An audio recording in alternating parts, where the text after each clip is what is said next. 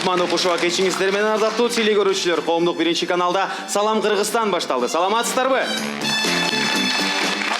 Амансыздарбы, эсенсиздерби, урматтуу достор, туугандар, жалпы бизден сүйүп көргөндөр. Сиздер менен кайра амандашып турганыбызга биз кубанычтабыз. Барсыздарбы? Ак калпакчан аталарга ардактап салам айтабыз. Ак элечек энелерге эркелеп салам айтабыз деп эки эрке кызыңыздар жана эрке уулуңуздар Санжар кайрадан сиздер мененбиз. Кадырлуу теле көрүүчүлөр, биз сиздер үчүн өзгөчө кызыктуу меймандарды чакырып, бүгүн кызыктуу маек курабыз. Ошондуктан биз менен болуңуздар. Кызыктын баары эле алдыда. Салам Кыргызстан, биз баштадык.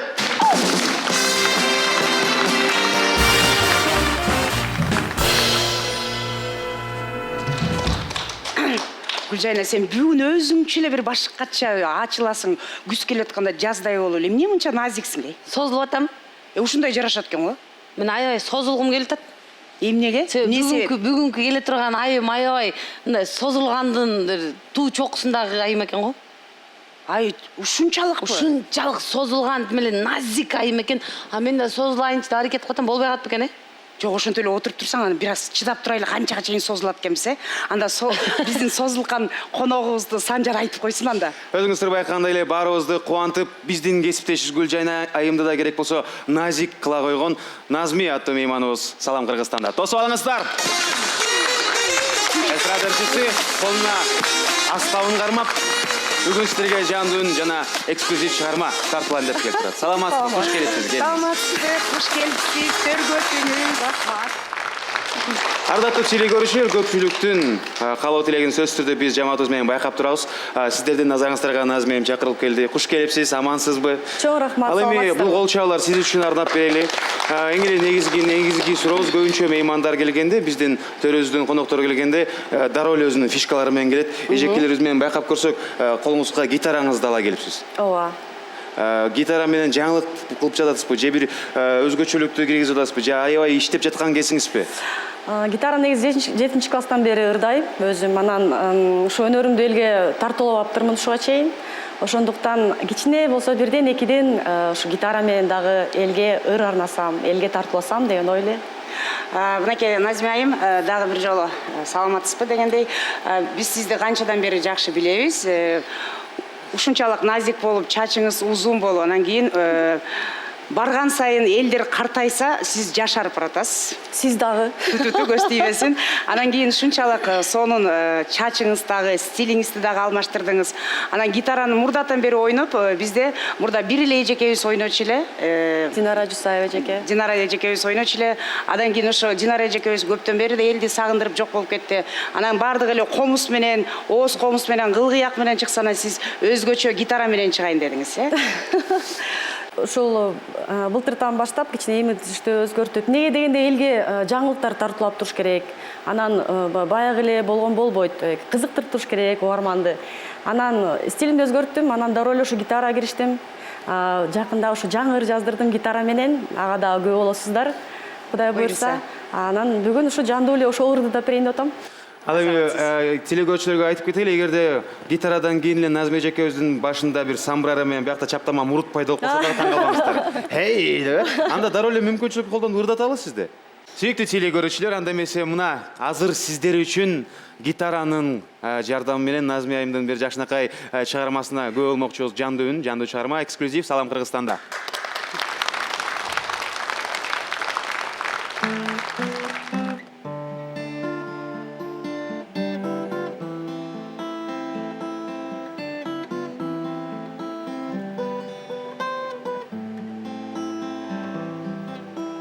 Алсырап жаным ээп турган кезде ополто жөлөк болуп койбойсуңбу? Билбедиң же байкабай жүрөсүңбү? Же мени оорубайт деп ойлойсуңбу? Билбедиң же байкабай жүрөсүңбү? Же мени оорубайт деп ойлойсуңбу? Муң канып, муунун бошоп турган кезде күнү болуп кабактачып койбойсуңбу? Билип эдиң же байкабай жүрөсүңбү? Же мени кейбит деп ойлойсуңбу? Билип эдиң же байкабай жүрөсүңбү? Же мени кейбит деп ойлойсуңбу? Сезимдери толкуп ташып турган кезде сени мага жылуу сүйлөп койбойсуңбу? Байкабай же түшүнбөй жүрөсүңбү? Же мени сүйө албайт деп ойлойсуңбу? Байкабай же түшүнбөй жүрөсүңбү? Же мени сүйө албайт деп ойлойсуңбу? Же мени оорубайт деп ойлойсуңбу? Ай, баракелди. Барекелде, не деген керемет үн. Карачы, бизди кандай гана музыка дүйнөсүнө алып кирип, көңүлүбүздү көтөрүп, эң сонун маанай тартууладыңыз. Дагы бир жолу талантыңызга таазим кылып, чыгармачылыкка ийгилик каалап кетели, Назим айым. Биздин кесиптештерибиз суроо берип атса, мага бир суроо аябай кызык болуп атат. Сизди биз мурда кыргызча, нукура кыргызча кийим менен ырдатчусуз. Тебетейлер менен көбүнчө, ушундай болуп. Имиджиңизди өзгөрткөнгө кандай бирөө түрткү бердиби же өзүңүз эле өзгөртүп баштадыңызбы? Мен ушу былтыр ушул Cinemark Production менен келишим түздүк. Анан Арсен Мендебаев жетектеген. Арсен менен Замира Молдошова биргеликте ушу талкуулап отуруп калышып эле эң биринчиден ушу сенин имиджиңди өзгөртөбүз. Макулсуңбу? Чачың такыр кетет деди да. Анан чындап келгенде мен өзүмөн өзүм тажап калгандай болгом да, баягы эле болуп, жана отуруп эле айттым, мен такыр эле алып салсаңар деле макулмун дедим. Десем жолдошум кичинем деп кеткен да. Анан ошо кыскартты дароо эле. Мага жакты. Ошо эң биринчиден ошо жолдошум көнгөн жок бир айча. Андан кийин кызым айтты, мама дейт, чачыңызды эртерээк өстүрүңүзчү дейт. Элдер көрсө сизди мальчик деп ойлойт дейт. Анан азыркыга чейин айтып калат, мама өстүрүңүз чачыңызды деп. Ошондуктан азыр 40 элекмин, кичине ошо өстүрүп коеюн деп атам. Канчалык деңгээлде өзгөрүүгө даярсыз азыр? Анткени ар бир адамдын өзүнүн мындай бир өзүнүн максимуму бар. Ооба, болот, албетте. Жакшы суроо болду. Негизи мен эл көнгөн мага Назми катары, анан ошо өзгөрсөм кичине эле өзгөрүшүм мүмкүнмүн, такыр эле көбүрөөк туура эмес, кандай деп коет, кардинально орусча айтканда өзгөрүү болсо эл мүмкүн түшүнбөй калабы. Ошондуктан кылдаттык мамиле кылып атабыз. Ар бир жаңы ырга жаңы образ жаратып аткан учурубуз азыр. Назми, айтсаңыз, мен сизди көп жылдан бери билем. Бир гана имидж эмес, сиздин ички дүйнөңүз да өзгөрдү да. Чынбы? Негизи айтып коет го, адам өзгөрүш үчүн ичин тазалап, ичин өзгөрткөндөн кийин өзгөрө баштайт дечи. Ушул өзгөрүүгө менин оюмча башка бир нерсе дагы сизге түрткү болду болуш керек, Албетте, бул үй бүлөм. Үй бүлө. Анан ушу жолдошум колдосу. Анан жан дүйнө өзгөргөнү бул ушул үй бүлө күтүп калгандан кийин, бала чакалуу болгондон кийин албетте токтолот экенсиң, Назира. Баягы Назми жок, албетте. Анан үй бүлө демекчи, анда үй бүлөгө эле кайрылып кетели. Жолдошуңуз дагы ырдайт. Ооба. Кыздарыңыз дагы ырдайт, Туура. Анан кийин ошо жолдошуңуз жөнүндө кыска, кыздарыңыз жөнүндө, бала чака жөнүндө дагы үйдө кандай айымсыз, ошолорду кыска айтып берсеңиз. Жакшы болот. Жолдошум өзү токтолдук, 3 терек айылынан, 7 айылынан, тактап айтканда, анан өзү чыгармачылыкты аябай сыйлаган, баалаган. Анан ошо ырдоо жагынан негизи аябай үнү ушундай бир самородок деп айтып кетсем болот да. Анан эч жакта окуган эмес, бирок ар бир инструментти ойнойт. Кайсы аспап болбосун баардыгын өздөштүрүп алган да, өзүчө. Анан ушул чыгармачылыгын колдогону дагы ушул болду. Анткени чыгармачылыкты түшүнө билген адам сыйлайт аябай чыгармачылыкты. Анан үй бүлөдө ошо 5 балабыз бар. Эң кичүүлөрүбүз болсо ошо Алима болот. Алима кызым 5ке толот. Жана 2-класска барат. Беркиси Альбина. Анан Феликс уулубуз быйыл студент. Анан чоң кызым бар, уулум бар. Демек азыр эле калып туруп жакында батырен болуп турбайсыз. Аябай, сиз 5 уул кызыңыз барбы? Азаматсыз. Аны качан жетишүүдүңүз? Ортодо пауза болгондо Сиз ушул өзүңүздүн имиджиңизди өзгөрткөндөн кийин, чыгармачылыкка кайра аттангандан кийин эң алгачкы ырыңыз кайсыл менен кайра баштадыңыз? Чыгармачылыкты өзгөрткөндө Өзүңүздүн имиджиңизди өзгөртүп башка болду. Бул Бактым тоодой деген ыр болду. Шахзада Арсаматова атандык.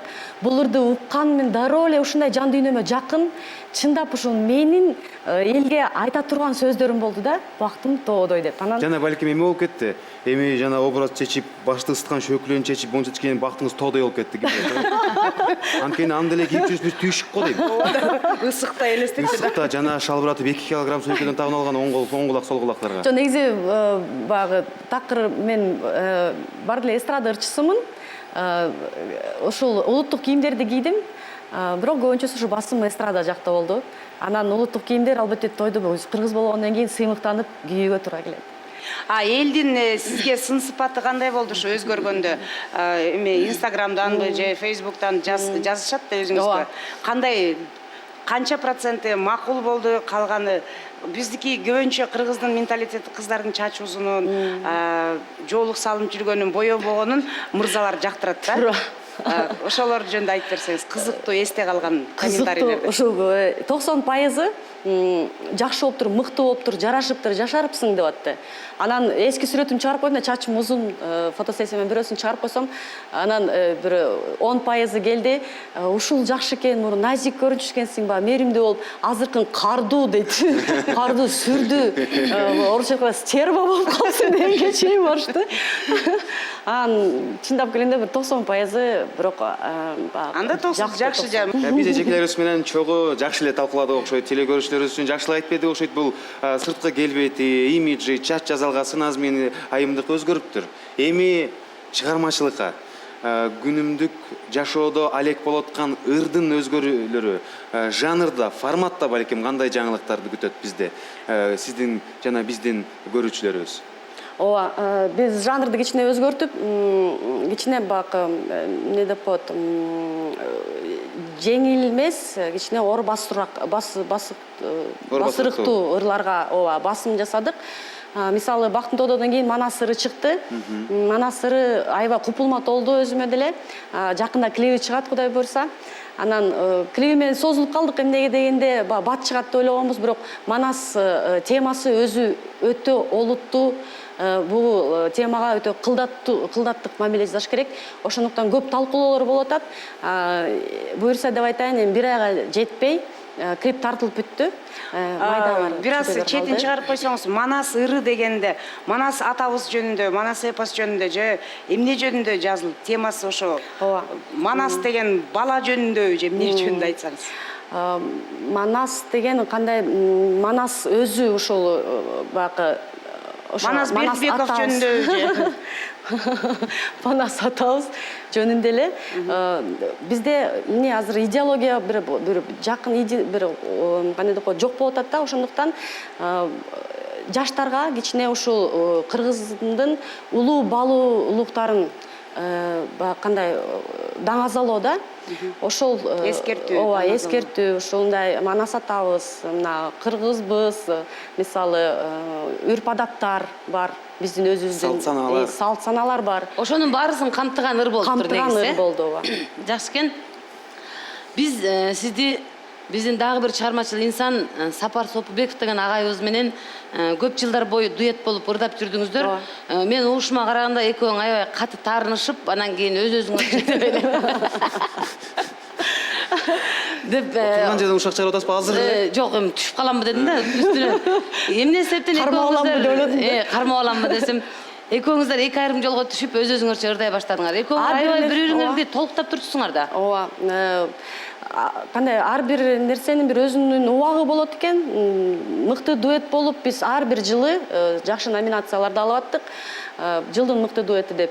Анан 5 жыл иштедик. 5 жыл иштедик дагы. Бар деле баягы өзүң кандай деп коет баягы сольно өзүңдү баягы ырчы жеке ырчы ушул катары өзүмдү сынагым келди. Анын үстүнө сапар ушул Ошко аттанды. Ошто ушу апамдын жанына, атем жанына барам деп. Анан турмуш куруп, бала чакалуу болуп, кичине убакытта баягы чыгармачылыктан алыстап калдым. Анан эмне десем, ошол Дагы не дейсем деп. Кыскача айтканда 5 жыл мындай болуп тур. 5 жыл иштешиптир, 5 жыл иштешиптир, чогуу жүрүптүр. Анан карап көрсө 5 жылдан бери экиге бөлүнүп тур Назима айым. Кой эми өзүм эле алайын деп анан тигиниси байке Ошко жөнөтүйгөн турбайбы. Бек мырза менен Бек байке менен сиздер дуэт болуп Алдаба деген ырда түрдүңүздөр. Азыр ошону нон-стоп дуэт ырдап атат.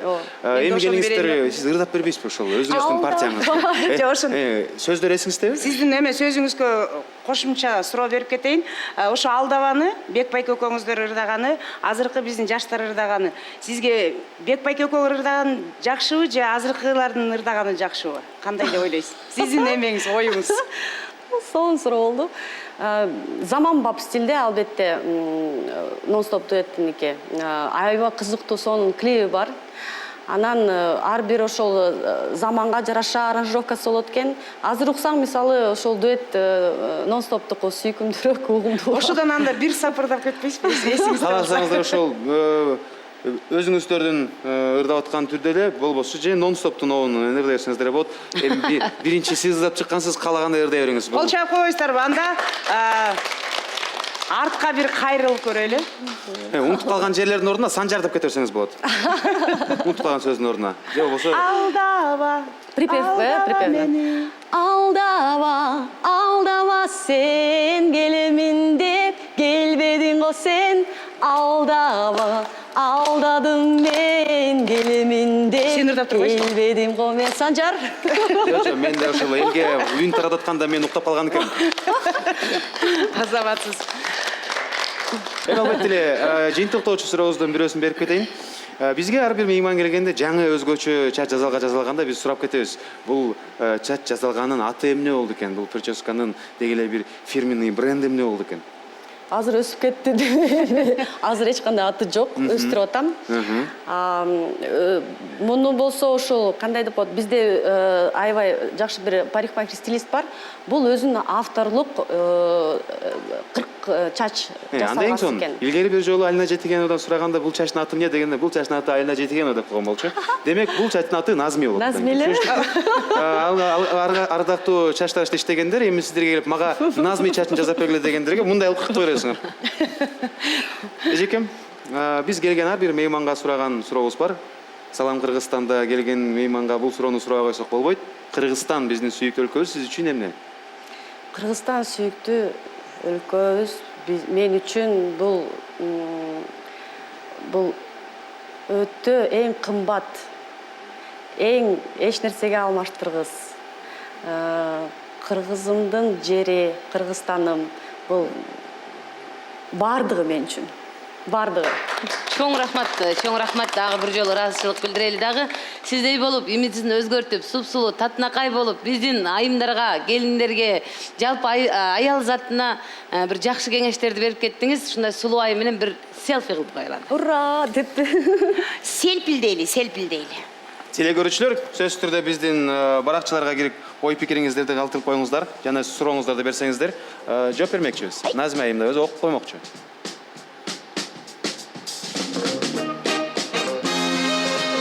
Отурмай жок, эми кайра ортого чыгалы, сиздерге өлө сонун оюндар деп койгонбуздай эжеке. Бир кол чабуулар менен тосолсаңыздар.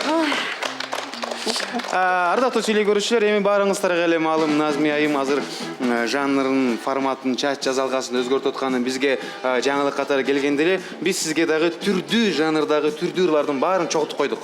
Азыр кайсынысын сиз дагы жакшыраак табат экенсиз, жүрөгүңүзгө жакыныраак экен чогуу текшерели. Бирок бул ырлар жөн эле эмес, тетири түрүп койгонбуз. Угасыз. Эгерде тапсаңыз атын, ырчын айтпай туруп эле оригиналын ырдай башташыңыз керек болот. Туура болсо биз туура коебуз, болбосо туура эмес деген үн чыгат. Туура табыш керек. Биринчи ырды угабыз. 1 2 3 кеттик.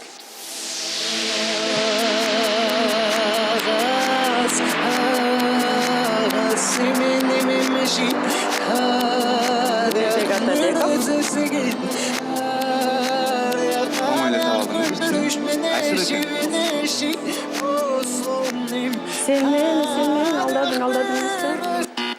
Жок, ал эмес экен. Алдадың. Туттура. Кол жаап коюңуздар. Өзүңүздөр байкагандай эле биздин диджей дагы ушундай мындай тамашалаган жакшы. Туура эмес деп туруп, туура вариантын коюп койду. Ал эми бул кийинки ырды таппай калсаңыз, Гүлжайын айым айтты эле, бир 10 ажымай жаздалчы, Назми спортта кылып аткан турбайбы. Демек, сиздин сөзүңүзгө кошулалы. Бүгүн Аракет кылыңыз. Гүлжайна бүгүн сүйлөбөй калдым, эмнеге дебейсиңби? Эмнеге? Назми бүгүн үй бүлөсү бар да, ошон үчүн суралбай калды да, баягы суроосун. Жигитиң барбы? Анткени сурабай туруп эле өзү жооп берип койду. Кийинки ырды угабыз. Анан алжыбаня кылдырат. Айкалайы, ачу айран ичери. Азамат. Ал эми улантабыз. Бул жерден кичине сиздердин назарыңыздарга дагы бир өзгөчөлүктү угузмакчыбыз туугандар. Бир аз оорураак болот, бирок Назми айымга кыйынчылык жаратпайт деп ойлойбуз. 1 2 3 угабыз.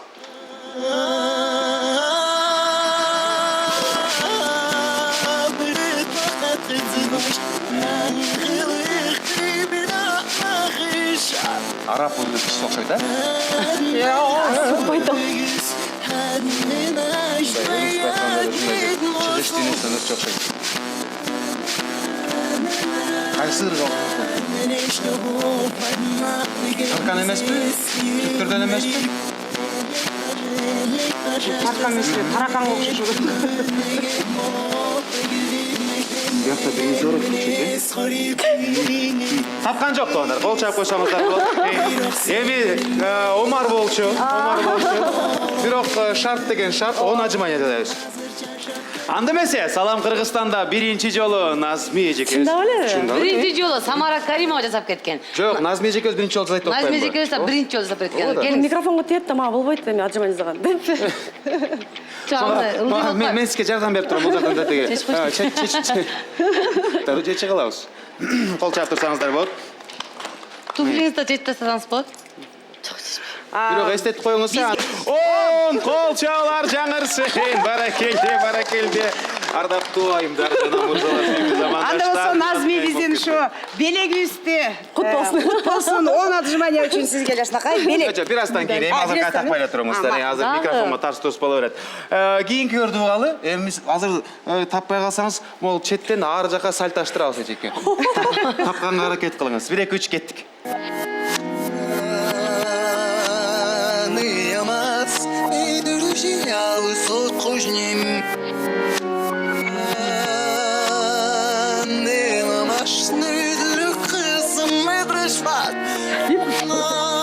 Румын ырчысы.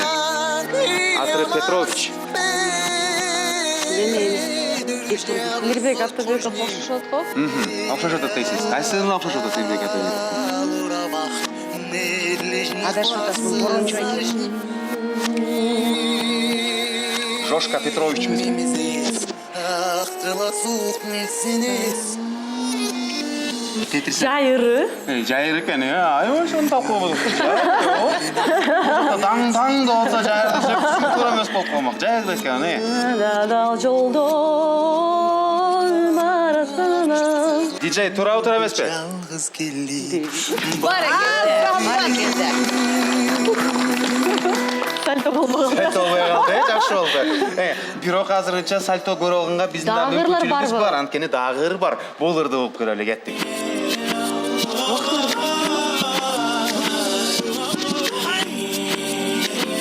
Биз жүргөн айлуу түн кайда, биз үзгөн бар гүл кайда. Диджей туурабы? Анда эмесе сүйүктүү замандаштар, мына эми мындан ары тилекке каршы сиздер Ажманияны көрдүңүздөр, бирок сальтаны көрбөй калдыңыздар. Анткени кайра-кайра ыр коюп атса кайра-кайра утуп алды. Назмия айымга кол чабуулар. Эжекелер. Чоң рахмат Назмия айым, биздин сизге дайындаган оюнубузду 100% канааттандыралык ойноп бердиңиз. Ошондуктан сизге Куттуу үйдөн кур чыкпайт деп Жакшы маек, жакшы оюн куруп берген үчүн биздин Ата кондитердик фабрикасынын таттуулары менен, биздин башкы демөөрчүбүздүн эң сонун белектери менен, ал эми Назире эжемдин айынан атайын ушундай бир күмүш шурлар менен сыйландыңыз. Дагы бир жолу чоң ыраазычылык билдиребиз. Эртең да келе берейин деди. келиңиз, албетте.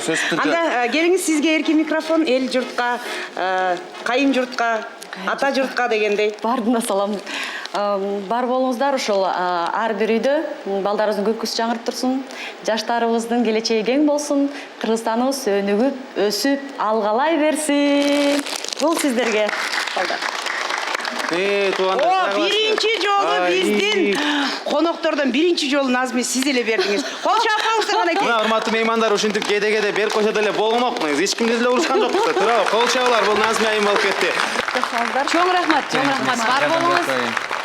Анда Сизге биздин эшик ачык келип турабыз. Санжар иттен узатып коюңуз. Аман эсен үйүңүзгө келиңиз.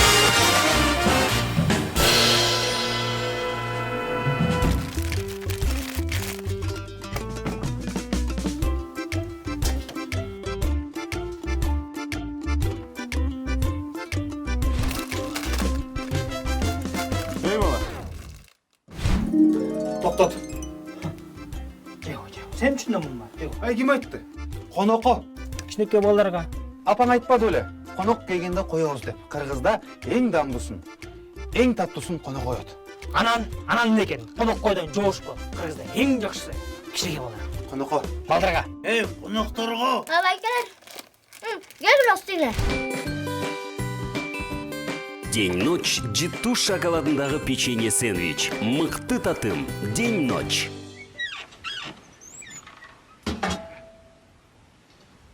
Kanat.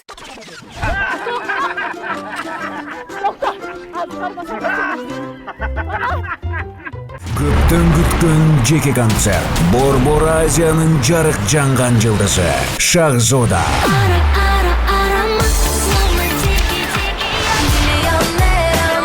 3 ноябрь. Бишкек. Спорт Ордосу. Башталышы саат 18:00. Сурап билүү телефону 0770 78 28 88.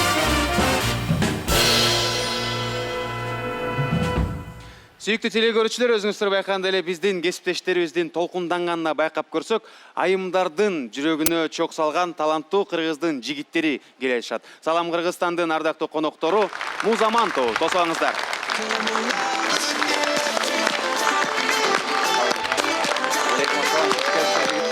Куш келипсиздер. Кандайсыздар? Саламатсыздар. Кол чабуулар. Куш келипсиздер. Музаман тобу. Келиңиз. Көргөтүңүздөр. Куш келипсиздер? Ардактуу телекөрүүчүлөр, мына сиздердин өтүнүчүңүз боюнча жигиттерди чакырып келдик. Куш келипсиздер студиябызга эң алгач. Мүмкүнчүлүктү колдонуп эң алгач сиздер менин үнүңүздөрдү укканга чейин телекөрүүчүлөрдү тааныштырып өтөлү. Сүйүктүү эжекелерибизди тааныштырып өтсөң да. Музаман тобунун эң көрүп аткандай сулуу, татынакай келбеттүү жигиттери Аксай деген мырза болот. Кол чаап коюңуздар Аксайга. Дариел деген супсулуу жигит. Адан кийин Алымкул Осмоновдун атынан коюлган Алымкул мырзага кол чаап койсоңуздар. Куш келипсиздер? Анда сиздин Куш келипсиздер биздин куттуу студиябызга. Биз сиздер деген кыргыз элинин көпчүлүгүнүн суроолору боюнча, өтүнүчтөр боюнча Музаман тобун чакырбайсыздарбы? Музаман тобунун ырлары сонун, Музаман тобун жакшы көрөбүз деген көпчүлүктүн сунуштары боюнча чакырып отурабыз. Дагы бир жолу куш келипсиздер. Келиңиздер, анда биз суроолорубузга өтө берсек, силерге арналган бизде толтура суроолорубуз бар. Убакыт аздыгына байланыштуу жетишпей калбайлы. Келиңиздер, биринчи эле чыгармачылыкта кандай жаңылыктар болуп жатат? Саламатсыздар, биринчиден. Куш келипсиздер. Көрүшкөнүмө аябай кубанычтамын. Музаман тобунда акыркы жаңылыктар Кудай буйруса жаңы ыр жаздырып, жаңы мезгил, жаңы Кыргызстан өнүгүшү тууралуу жаңы бир клип тартып атабыз. Кудай буйруса жакын арада көрүп каласыздар. ошонун үстүндө иштеп атабыз. Андан дагы бир жаңы дей көп Дегеле жаңылык көп, баарын айтып отурсак эртең кече болуп кетиши кызыгы мүмкүн. кетип калат. Эми баарыбызга эле маалым дегеле бир адам болуп соло проект болуп жүргөндөр көп. Дуэт болуп жүргөндөр азыраак, бирок трио, дегеле топ болуп жүргөндөр аз эле Кыргызстанда. Дегеле Кыргызстанда эмес, бул практика жүзүндө аябай оор болгон нерсе. Үчөөңүздөрдү чогуу биргиликте ким кармап турат? Балким бир күчтүү жетекчиңиздер бар, балким чогуу кармап турган контракт бар, дегеле ошол жөнүндө кеп кылалы. Бизде кармап турган эң негизги бул өзүбүздүн достугубуз. Достугубуз, анан кийин ошол эң негизгиси бул достугубуз. Эркекчи. Эркекчи да. Чыгармачылыктан Тата тышкары мата жок да бизде, мында бар го. даң, Ошондой. Чыгармачылыктан тышкары үчөөңүздөр дагы достсуздар, Үй бүлөлүк катышта ошо ата-энелерибиз менен ышыл байланыш көп. Көп жылдан бери. Таза тамырлап кеттик. Таза табылып кеттик, байланып калдык, жипсиз. Өзүңүздөр айтып кеттиңиздер, бизде үчөөбүз тең жетекчибиз, үчөөбүз тең чечебиз, үчөөбүздү бири-бирибизди досчулугубузду кармап турат деп. Эң жакын достордун ортосунда дагы, бир туугандардын ортосунда дагы чыгарган чыр чатак, уруш дагы келип туруп эле жанакы эле маселе, акча маселесине келип чыгат. Ошол маселеге келгенде кандай болот? 7 жылдан бери иштеп атасыздар, бирок адашпасак, сиздер дегеле теги окуудан баштап эле чыгармачылык жашоого аттандыңыздар. Ийгиликтер акыркы 3 жылдан бери көрүнүп атат. Сынактар болуп атабы, концерттер болуп атабы, чогуу жүрөсүздөр. Дегеле бюджетти распределение боюнча, бөлүш боюнча кандай болуп чечесиздер? Негизи акчага такпыз. 5 сом болсо, ошону дагы 1 сом 50 тыйындан бөлүшөбүз да. 50 тыйыны калып калды, ким алат? 50 тыйыны ким машина айдап жүрсө ошого бензин кылып беребиз. Кимисинин машинасы менен жүрсө ошого бензин кылып беребиз. Акчага негизи ошол көп нерсени ошол каражат жагы чечет да. Анан бирок биз ошо акчага такпыз да. Ошондой жайыбыз бар эмнеге. Кыргызда дагы бир жакшы сөз бар, эсептүү дос айрылбайт дейт. Ылайым ушу эсептүү досуңуздардан айрылбаңыздар. Бирок ар бир эле топто бардыгы эле жапа тырмак киришип, баарысы эле бирдей эмгекчил болушпайт. Бирөөсү уйкучу болот, бирөөсү жалкоо болот, бирөөсү аракетчил болот. Ушундайлар болот да. Кимиңиздер көбүрөөк аракет кыласыздар, кимиңиздер уктап калып, болбойсуңбу деп көбүнчө сөз кылып каласыздар. Тариэл деп коесуз. Тариэл унчукпай ушуга тийип атат. Кебекесине эле көрүнүп атабы? Жок, ары бери концертте жүргөндө Музаман дегенде Аксай менен Алым кул чыгат, Тариэлди азыр көрүп атам дегенде. Балким жүрө салам Кыргызстанга деп ойготуп алып келдиби? Жок, мен ойготуп келем негизи. Көп учурда анан кээде болот да, ар кандай жумуштар болуп калганда. Жумуштарды кандай бөлөсүздөр? Топто ким эмнеге жооп берет? Негизи бизде сен муну аткар, мен муну аткарайын деген андай жумушту бөлүшүп албайбыз. Кайсы бир жумуш чыкса, ошо кимибиз бош болсок, ошонус аткара беребиз. Тариэл азыр. Анда мындай кылалы азыр. Ошо кимибиз бош болсо аткарабыз атпайбызбы? Кимиңиздер эң көп бош болуп жүрө элесиздер ошондо? Албетте Тариэл бош болот да. Тариэл уялгандан костюмуна окшошуп кетти, карачы. Балким Тариэл мырза мындай бейкапар, сиз өзүңүз мен эле окшойм деп жүрөсүз. Бул жактан эки мырза сизди катуу колдонуп аткандыр. Иш кылдырып, кыйнап, кууратып дегендей. Арыгырагы сиз экенсиз. Жок, андай эмес. Жанагы уктап калган ролду, берки ролдорду жок, силер чындыкты сүйлөгүлө да. Эл көрүп атат, бүткүл Кыргызстан көрүп атат, анан эл ойлоп калбайбы? Ал ролду алмаштырабыз. Бир күнү Аксай уктап калат, бир күн мен, эртең бул уктап калат, анан. Демек, Музаман акча боюнча уйкуга так. Таптак. Алмашып уктап турабыз. Аны сен уктап, бир күн мен уктайм. Жок, мен сизди деген баягы арасында бойдок жигит сиз экенин жакшы билебиз. Алымкулдун дагы, Аксайдын да келинчектери бар. Булар баягы үй бүлөлүк маселелер менен көбүрөөк колдору байланып калып, бар Тариэл сен кылып келе бер, Тариэл тиги жакта алып кел деген. Жок, андай эмес да. Бир нерсени жазып аткандан кийин, биз бир продукт жазып аткандан кийин үчөөбүз тең оюбуз биригиш керек. Анан мен жалгыз эле бир нерсени чечип жалгыз барып кылып кое албайм. жалгыз кылып кое турган болсо, кылып кое турган жумуштарды кылып кое беребиз. Кимибиз жакын болсок, кимибиздин колубуздан келе турган болсо. Тариэл, мынакей эмнеге бойдок жүрөсүз ушуга чейин? Ушуга чейин дегенде мен жаш элемин. Тиги көбүн эми үйдө 35-те да. үсөндөн сураш керек деп коесуз. Канчага чыктыңыз? 27. Жаш эле турбайсызбы? Мен 37-ге чыгып калып жатам деп атпаймынбы. Булар Ошондо сиз азыр аябай жакшы комплимент берип койдуңуз да 27 жигитке 37 окшош экенсиз. Бекер кылдыңыз ошону. Биз аран Бул көндүрүп жерде атканбыз. тамаша болчу Тарел мырза. Анчалык кайгырбай эле коюңуз. Жок. Сабыр кылыңыз, ыйлап алыңыз кайгырып дегенде. бүткөм. Көнүп калдык дегенде. Анда ошо Тариел мырзага эле кайрылат окшойбуз. 6-күнү үйлөнгөн турам. Келатканбы? Келатканбы, же аркысыбы, же Ушул бир жылда канча 6-күн бар, Кайсы ай айырмасы жок, балким февраль Жакындап дегенде. калды. Эң негизиси жакындап калды. Ойдо бар. Ниет бар. Көбүнчө бул Кыргызстанда, Бишкекте, Борбор калабызда уюштурулган көп сынактарга катышып калганыңыздарды көрөбүз.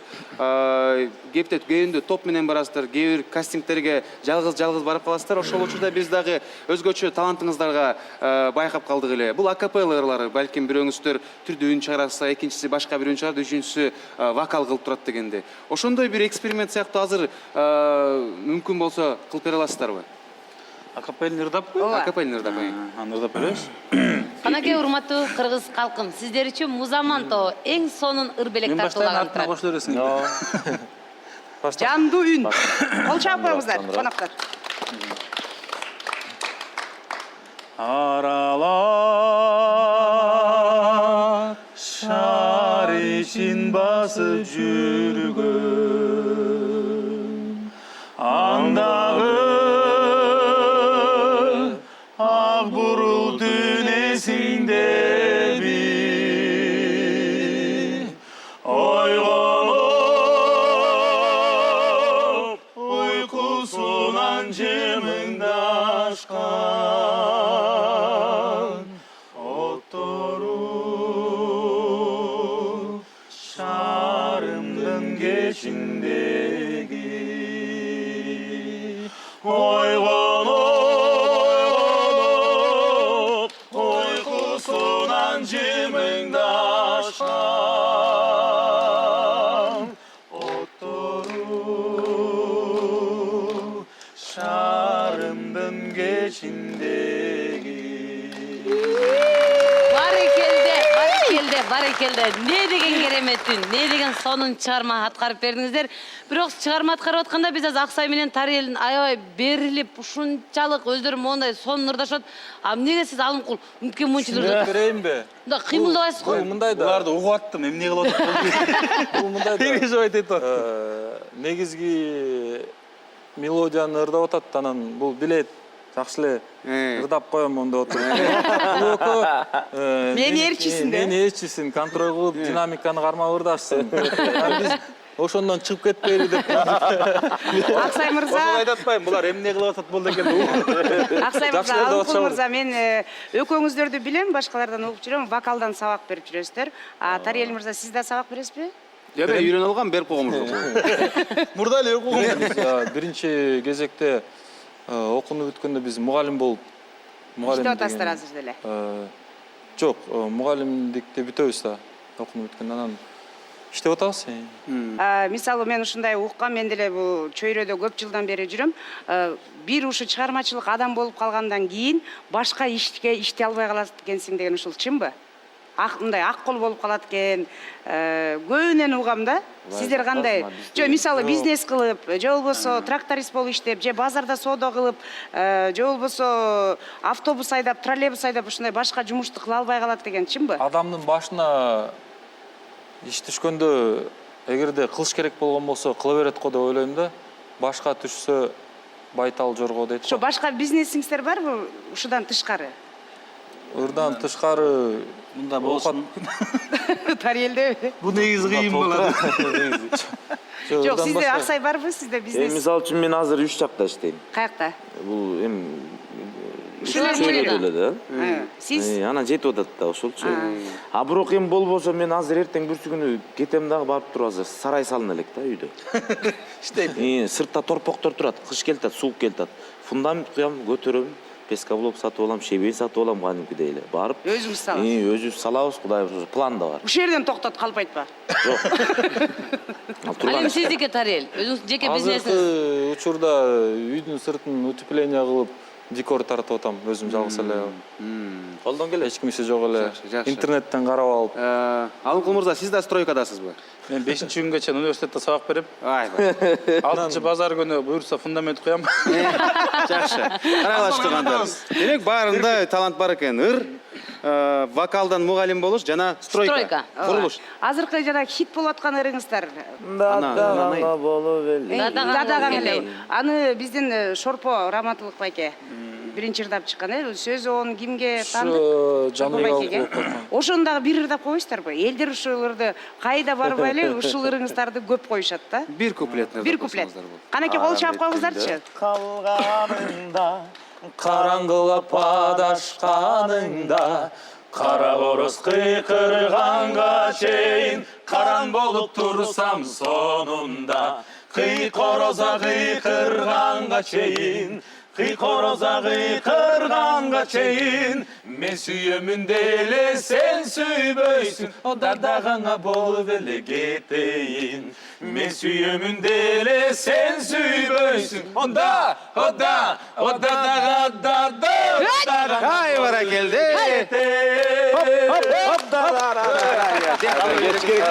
Ушул ырыңыздардан кийин тойлорго, мындай салтанаттарга сиздерге көп чакыруу түшө башташты, Ооба. Буга чейин сизди Музаман деп конкурстарга эле барган ырчылар катары билсе. Ата журт деп билчү да бизди. Ата журт деп билчү. Ата журт деп билчү. Буга чейин. Буга чейин ушундай болчу да. Серьезный. бирдекелердин ачылыштарына, концерт жаап бергени, концерт ачканга же жапканга же. Же болбосо аянтта бекер ырдаганга. Життер. Ошондо да аягында жабасың Же ачасың, ийгиликтерди каалайбыз? Түрдүү жактарды, жакшы тараптарын ачыла бергиле, элдерге кызмат кыла бергиле. Топтун кыйынчылыгы эмнеде экен? Анткени баарыбызга эле белгилүү, тарыхка эле кайрылсак, алыска эмес Кыргыздын эле музыкасынын тарыхына кайрылсак, элестөө көп жыл жүрдү, бирок аябай бат алмашып турду, солисттер алмашып турду. Инсан тобу болду. Деги эле көп аябай топтор. Бирок тагдыры белгилүү. Көп убакыт чогуу жүрө алышпайт. Өзүңөр айтып кетсеңер, ийгилиги, жеңилдиги, оорчулугу эмне экен топтун? Топтун жеңилдиги бир чети да, жеңилдиги бул идея көп да. Мисалы кеңешип кескен бармак оорубайт деп коет го. Мисалы бир чети, мисалы мен бир ырап келсем, экөөнү сатканга аракет кылам да. Экөөнү жакса экен. Бул ырап келсе бизге ошентет. Мисалы ошол сыяктуу да, ошол жагынан аябай жакшы. Мисалы бышат, жакшы чыгармаң бышат. Кыйын жагы негизи чогулуш кыйын. Анан ар кимдин өзүнүн ой пикири бар. Бирөөгө такыр жакпайт бул характер, мисалы, но менен тигинтел десең, койчу дейт бирөөсү.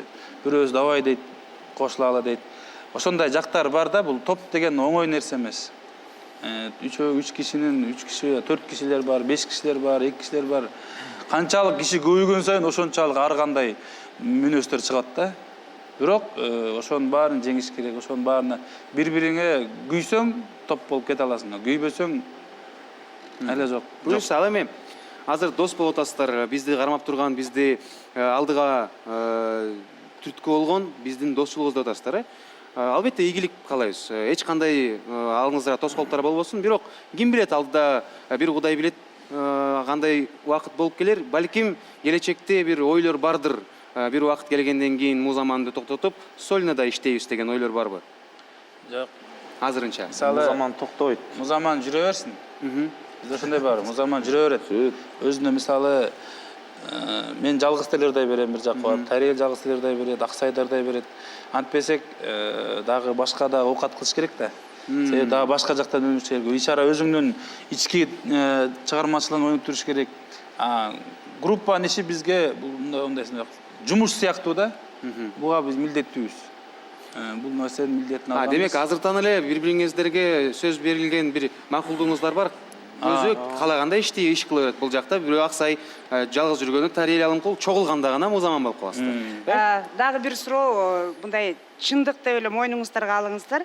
Мисалы башка топторду карап көрсөңүздөр, өзүнчө стиль, кийим жагынан сиздердики стиль такыр эме окшош кийинип, же болбосо өзгөчө кийинип деп мындай чыкпайсыздар да. Эмнеге андай эме чүпүрөк адамдын көркү деп коет го. Сиздер жөн эле классика, мындай эле жарашса мындай удобный болсо эле кийип жүрө беребиз депчи. Эми өзүңүз элестетпейсизби мага? Эмне?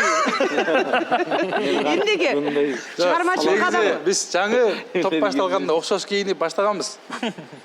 Окшош. окшошпой калды деп. Окшош ботинки алып, окшош кийип. Костюм алып.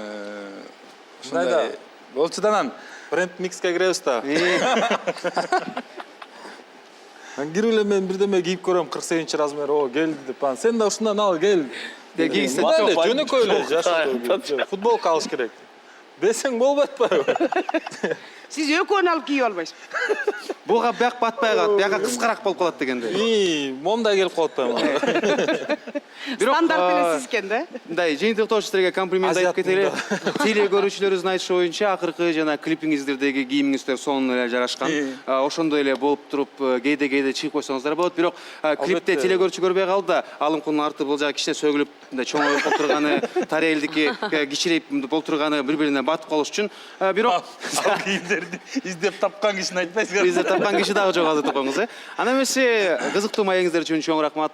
Жашоодогу азыркы учурдагы замандагы эң кымбат нерсе убакыт. Убактыңыздарды бөлүп келгениңиз үчүн ачыгыбызды билдиребиз. Жана жыйынтыктоочу суроо селфиге чейин. Кыргызстан сиздер үчүн эмне? Кыргызстан байлыгым. Мен үчүн бүт баары да. Бүт бар. Тарел үчүнчү. Мен негизи өзүм кичине патриотмун, анан нацизирээк боламын да. Кокуй. Кичине Кыргызстан үчүн күндө эртең менен чыкканда, кайра келатканда айланып чөйрөнү кайрап өзүмчө эле ичимен күйө берем да. Могу жаман жерлерин көрүп алганда ушул жерлер жакшы болсо деп, анан мен Кыргызстан биздин үйүбүз да. Биздин үйүм деп билем да. Менин Кыргызстаным деп билем да. Рахмат эке. Сиздин үйүңүздө биз жашап атканыбызга раса рахмат. Кайсы бир үйүм жок, анан тияка жаткан, ой, төшөк салып тети парктын жанына деле жатып алсаң, бул менин жерим, менин мекеним, ата-бабамдан калган жер деп. Албетте, теле көрүүчүлөр Тарели мырза муну жакшы маанында айтат. Бул сөздөн кийин элдин баары бомж болуп кетпесин. Көчөгө жатып албагыла. Көчөгө жатып албагыла. Анда сүрөткөчөлү. Алымкулдун айтканын кара, бизди үйүңө киргизе алышты го. Сүрөткө түшөлү келиңиздер жигиттер анда. Кандай кыз бала болуп туралы, Алдыга турмuşta biz Арыстандагы болобу же аял деп. Сен баласың да. Чоң рахмат. Анда эмесе оюнга кезек келди. Ортого чыгып бериңиздер. Келиңиздер анда. Буйруса эми эң кызыгына келдик. Азыр сиздерди музаман бир гана ырдаганды эмес. Аксай мырза, сиз бул тарапка тура алыңыз. Эжеке, сиз бул жерге тура алыңыз. Гүлжан айым, сиз бул жакка тура алыңыз. Эки мырзанын ортосунда бирден айым болуп турат. Ардактуу музаман тобу, азыр эң алгач эми өзүңүздөр байкадыңыздар, бүгүнкү берүүбүздө сиздерди жетиштиктүү түрдө эле ырдаттык. Үнүңүздөргө баарыбыз бир кубандык. Эми канчалык деңгээлде чоң, бай, кенен кино дүйнөсүндө маалыматыңыздар бар экенин чогуу текшерели. Кинонун дагы музыка тармагына чогуу байкайбыз. Саундтрек деген бар, кинонун музыкасы. Түрдүү убакытта, түрдүү элдин, түрдүү доорго чыккан кинолордун саундтреги чыгат. Сиздер табасыздар. Бирок дароо эле кол көтөрмөй жок, мен демей жок. Ар бирөөңүздөргө бир фирменный үн тандап алалы. Ал өзүңүздөрдүн атыңыздар болот.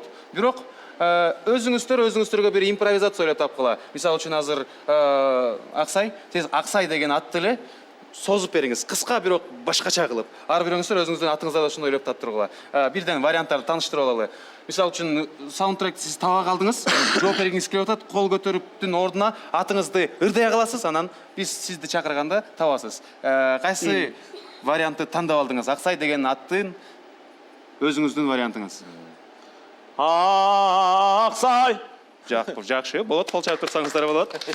Тарел. Тариел. Жакшы. Тысы башталганда эле күтө туруш керек болот, эми алымкулдук. Меники силер кандай болду, окшошпой калды. Экөөнүнгө окшошкон жок. Алымкул. Баракелде. Жакшы болду. Анда эмесе биринчи ырды угабыз, кайсы кино экенин табабыз. Кеттик.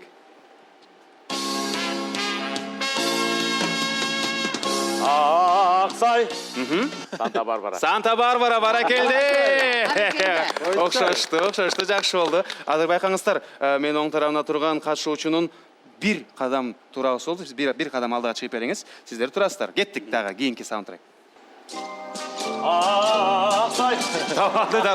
Жетпей калбадыңыздарбы? Аксай? Штирлиц. Штирлиц дейт. Кайсы кинонун аты? Кинонун аты? Штирлиц бар, ошакта бар. Кинонун аты? Кинонун аты 17. 17 мгновений весны. Баракелде. Туп-тура. Дагы бир кадам алдыга чыгып бериңиз, ушинтип тияка түшүп кеткичи ойнойбуз. Мен түшөм дейт.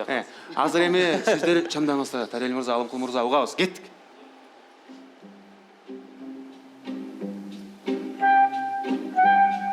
Аксай.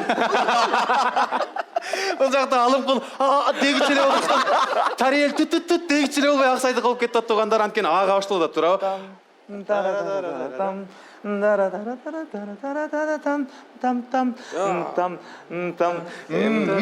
Эме, бул деген Сиз азыр бир эчтене таппасаңыз Алымкул варианты бар. Бул таппайт по-любому.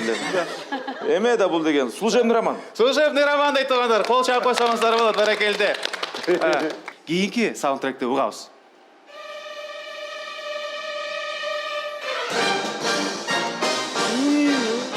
Аксай. Кайра бул жакта. Монт Алымкулга жардам берип атса да окшошпой калбады. Кана. Бул эме да агент 007. Жок. Туура эмес болуп калды. Бир кадам артка жылыңыз кайра, бир кадам артка жылыңыз. Джеймс Бонд беле? Жок, байке, сиздики болбой калбады азыр. Ким бул? Кана Тарел, бол, менин сырыңыздын фото эмес, ал эмес.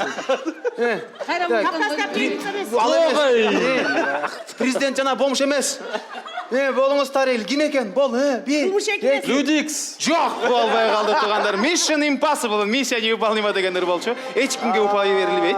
Анда эмесе Аксай бир кадам артка жылдыңыз сиз, Сиздер бир дагы жылы элексиздер. Турап туралы кичине шашты. Алдыңызда араңыздарда акчасын баарын кино короткон ким экенин белгилеп калды окшойт, Анда эмесе кийинки ырды угабыз.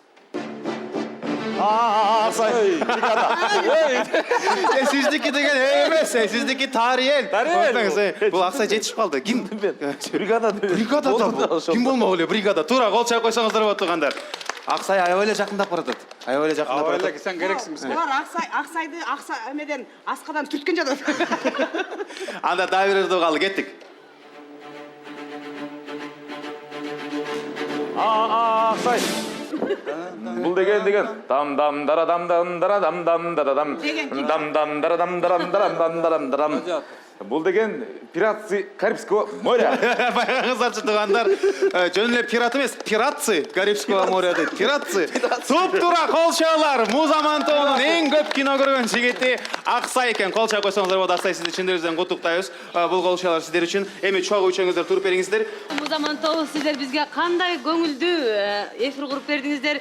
Биздин кыргыз элимде кубанып турган учур болсо керек. Эми биз сиздерди куру кол кайтарбастан биздин Салам Кыргызстан берүүбүздүн башкы демөөрчүсү Ата кондитердик фабрикасынын таттуулары менен сыйлайбыз. Кол чабуулар. Жигиттер, бул жакта азыр сиздер үчүн. Аксай мырза туура тапкан үчүн биякты алган туура ушундай. Силер таппай болдур, Аксай тапты. Кол чабуулар. Анда эркин микрофон. Ар бир жүздө жылмайуу болсун, мекенибизде өнүгүү болсун, өсүү болсун. Чоң рахмат, урматтуу биздин Сиздерге ийгилик. Ырчылар, мугалимдер жана кеде кудулдар болуп каткан туугандар. Кол чаап чабуулар койсоңуздар. Музаман. чоң рахмат. Кайрадан келишкенге чейин саламатта туруңуздар. Кестирова жигиттер. Абалесе жете алыңыздар. Музаман, Салам Кыргызстанда сиздер үчүн.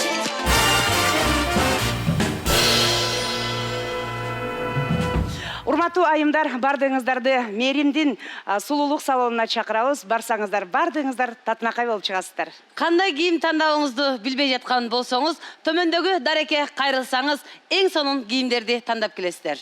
Көптөн күткөн жеке концерт. Борбор Азиянын жарык жанган жылдызы Шахзода.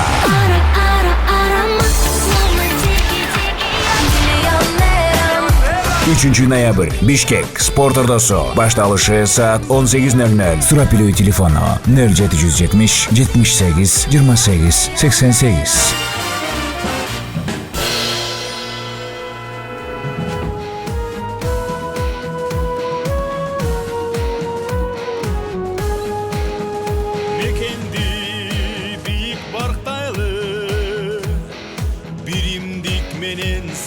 айлы келечек жаңы мезгилден үмүтүн элдин актайлы келечек жаңы мезгилден үмүтүн элдин актайлы кыргызым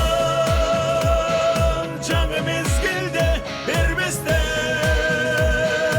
эркин эч кимге даңаза болсун элибиз замана замана замана жаңы мезгилге кыргызым ырыс кешигим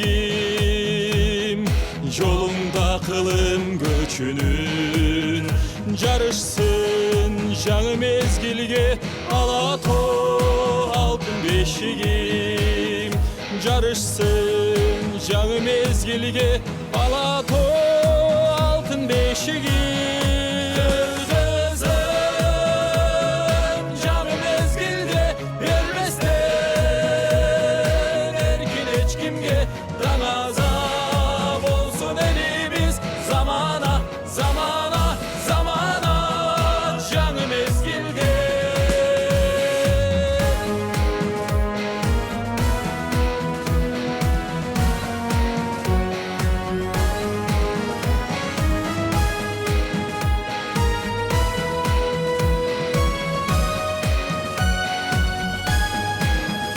кадамды таштап чечкимди калтырбай артка бош күндү эл үчүн кызмат өтөйлү жаратып жаңы мезгилди эл үчүн кызмат өтөйлү жаратып жаңы мезгилди кыргызым жаңы мезгилде бербестен эркин эч кимге даңаза болсун элибиз замана замана замана жаңы мезгилге кыргызым жаңы мезгилде бербестен эркин эч кимге даңаза болсун элибиз замана замана замана жаңы мезгилде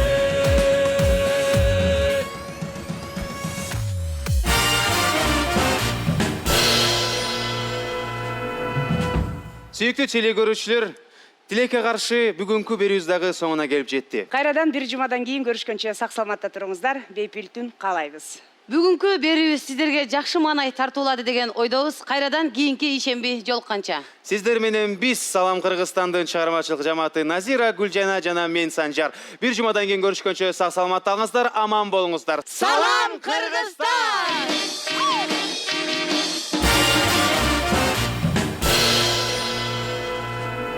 Ой, Назирже, ушул эфир бүтүшүн кандай күтүп отурдум дейсизби? Жана Назим айым келбедиби? Тим эле калп эле оожуктанып, мону жасалмалуу берет экен, э? Кой. Жасалмалуу, жашоодо тим эле даңкылдаган бизге окшогон эле кызга бул жерде оозунда жасап калды го. Койча. А мен ойлопмун, көйнөгүн тетиргип алгам деп, комулам карап коем. Ошо жанагы имиджин алмаштырып, ошо көйнөгүн тетиргип алса керек. Жок, ал деген эме да ырым. Алгым менен өзү кетесин тиги. Мына жердеги балдар чиит эле ушуларды кетиргенче шаштым, Тим эле сен кададан могу жерде отурган аксай, мен орусча ырдайм, орусча менен любой ырдайт. В лесу родилась ёлочка деп. Мен орусча ырдайм, тиги орусча билбей кала тургансып. Анын ортосунда болсо, мен 6-күнү үйлөнөм деп ма десе деген тиги пятница үйлөнбөй бизге эмне? Эми жөн эле үйлөнөм, мына жакындап калды деп эле. Аябай боюн көтөрөт экен булар. Ким?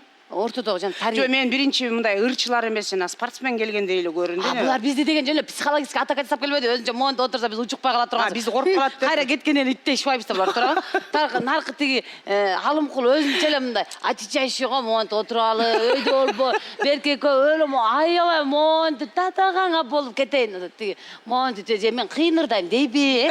Вокалдан сабак берсе мен экен турабы. Сатира ойноп көрүнчү көрөйүн. Жок, мен буларга таң калганымча эми Салам Кыргызстанга келатканда баардыгы мындай жазанып, жашнакай болуп кийинип келишет го. Кийимдер кантет эми? Тарел тияктан пудра кояткан көргөм.